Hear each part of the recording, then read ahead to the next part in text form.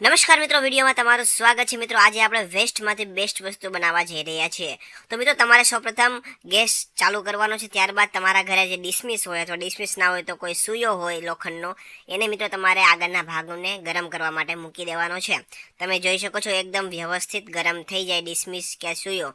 ત્યારબાદ તમારે મિત્રો હવે નકામું કોઈ પ્લાસ્ટિકનું ડબલું હોય એ તમારે લેવાનું છે, કેમ કે મિત્રો આપણે પ્લાસ્ટિકના ડબ્બામાંથી જ આ વેસ્ટની બેસ્ટ વસ્તુ આપણે બનાવવાની છે। એટલે એકદમ તમારે ડિસમિસ ને સૂયો ગરમ થઈ જાય ત્યારબાદ મિત્રો તમારે આ પ્રકારનું તમે જોઈ શકો છો તે રીતના એક ડબ્બો લેવાનો છે ખાલી પ્લાસ્ટિકનો, અને ત્યારબાદ જે ડબ્બો છે એના નીચેના ભાગની અંદર તમારે વ્યવસ્થિત મિત્રો આ ગરમ ડિસમિસ કે સૂયા દ્વારા તમારે કાણા પાડવાના છે। તમે જોઈ શકો છો વ્યવસ્થિત નીચેના ભાગમાં તમારે થોડા અંતરે કાણા પાડી દેવાના છે। હવે મિત્રો આપણે કાણા પાડીએ ત્યાં સુધીમાં તમારું નામ અને તમારા ગામનું નામ કોમેન્ટ કરીને જણાવી દો, જેથી કરીને અમે તમને સ્પેશિયલ થેન્ક્સ કહી શકીએ। તો મિત્રો લાસ્ટ વિડીયોનું સ્પેશિયલ થેન્ક્સ જીવનભાઈ રાવલને ખંભાતથી, નારાયણ દેવ દાદાને અમદાવાદથી, ત્યારબાદ છે પપ્પુભાઈ ધનવાણીને ગોધરાથી, તરુણભાઈ પટેલને અવિધાથી, ભગવાનભાઈ કાનાણીને સરેસલાથી, હાર્દિક સુવાણને ખડવાવડીથી, ભારતીબેન ચટવાણીને મોરબીથી, ભરતભાઈ મોદીને કુવૈતથી, પ્રફુલબેન ત્રિવેદીને સુરતથી અને સુરેશભાઈ વેગડને કઠોદરાથી જાય છે। તો મિત્રો હવે તમે જોઈ શકો છો કે વ્યવસ્થિત આ ડબ્બાની અંદર કાણા પડી ગયા છે। તો હવે મિત્રો તમને ઉપયોગ જણાવી દઉં તો આનો ઉપયોગ મિત્રો તમારે સાબુદાની તરીકે કરવાનો છે।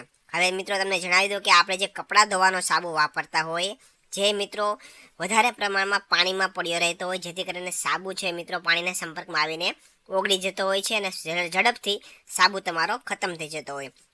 તો હવે તમારે શું કરવાનું છે, આ એક બીજો એક મોટી સાઈડનો એક પ્લાસ્ટિકનો ડબ્બો ખાલી હોય તો એની અંદર તમારે જે કાણાવાળું ડબલું આપણે બનાવેલું છે એ તમારે મૂકી દેવાનું છે, અને તેના ઉપર તમે મિત્રો કપડાં ધોવાનો સાબુ મૂકી શકો છો। એટલે કે કપડાં ધોતા કે કપડાં ધોવાઈ જાય પછી તમે એના ઉપર સાબુ મૂકો તો એની અંદર જે પાણી રહેલું હોય છે એની સપાટી ઉપર સાબુ, તો એ પાણીના ટીપા ને બધું તમારા નીચલા ડબ્બો જે છે એની અંદર આવી જશે। એટલે કે તમારું જે પાણી છે નીચે આવી જશે સાબુવાળું, એટલે કે તમારો સાબુ છે એ ઓગળશે નહીં। તમે એના ઉપર પાણી નાખશો, પાણીવાળો સાબુ દેશો તો મિત્રો પાણી બધું નીચેના ડબ્બામાં એ કાણા મારફતે આવી જશે। એટલે તમારો લાંબો સમય સાબુ છે એ લાંબો સમય સુધી ચાલવાનો છે।